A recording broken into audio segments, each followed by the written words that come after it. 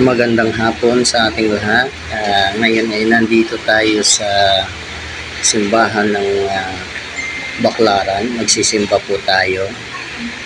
Ito yung labas niya sa entrance sa Baclaran. So ito ngayon nasa loob na tayo.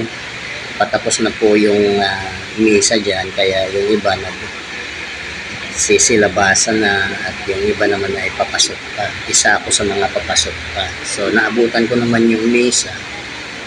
So parang kalahati na yata yung naabutan ko. At least naabutan ko yung misa, di ba? So privilege ko yun. Tapos ang ganda ng ng simbahan ng Baclaran. Tuwing umuwi ako ng Pilipinas, dumadaan talaga ako dito.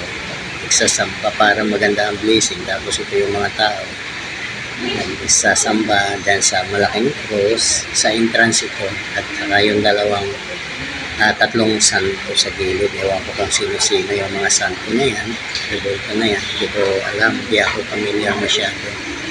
And then ito yung sa gilid sa may fountain, ito yung tapos yan yung pinapasukan ko sa may CR banda yan. Palabas na yan ng tindahan doon sa Baclaran. Tapos ito yung side ng simbahan. So, diba? Blessed Martyr Stanislaw, and led on by His gracious intercession through Christ our Lord. Amen. The Lord be with you. And with your spirit. And may the Almighty and ever-loving God bless you, the Father, and the Son, and the Holy Spirit. Amen. Our Eucharist been offered, we go in peace, glorify the Lord by our life. Hallelujah, hallelujah. Thanks be to God. Hallelujah, hallelujah. Ayun na guys, pagkatapos natin magsimba sa Baclaran, dumiretso tayo ng POA kasi magbabayad sana ako ng balik manggagaw. Pero ang sabi sa akin, active pa daw yung membership ko, so 2025 pa daw na-expire. So hindi ko akalain na yung binayaran ko last year, since yearly ako na uwi, good for 2 years pala yun. So next year uli ako pagbalik ko pag-uwi, saka ako magbabayad. Then ito na nga, tumawid na tayo. Naglalakad tayo dyan pabalik, papuntang Mega Mall itong side na to, kasi galing ako sa Robinson, kumain ako ng lunch dyan. So naglakad ako pabalik ng Mega Mall para sasakay ulit ako ng MRT pabalik ng Pasay, kasi uwi ako ng Cavite guys. So ayan na nga, nandito na ako sa Mega Mall station. So binidyo ko yung baba, yung EDSA, both sides, yung papuntang Cubao at saka papuntang TAF linya ng EDSA. So ayan, medyo maraming tao guys.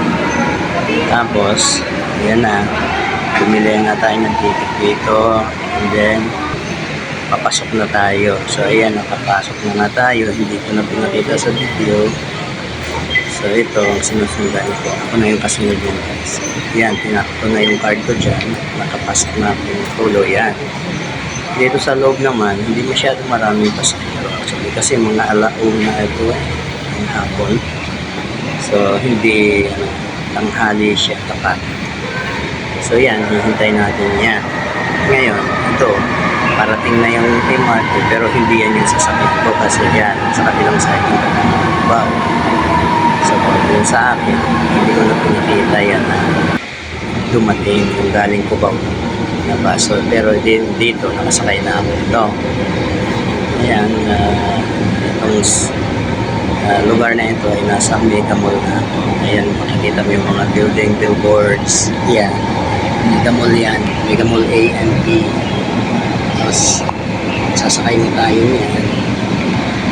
Tapos, approach tayo ng crossing station. So, ngayon, napapakita ko rin sa inyo yung mga pasahero naghihintay itong MRT na sinakyan ko. So ito, ang dami din nila na guys. Yan. Ganda rin dito sa istasyon na ito. Laki, no? Yan sila naghihintay. Katapos niya, saglit lang, bukas lang yan, din baba, hindi ba may pumasok.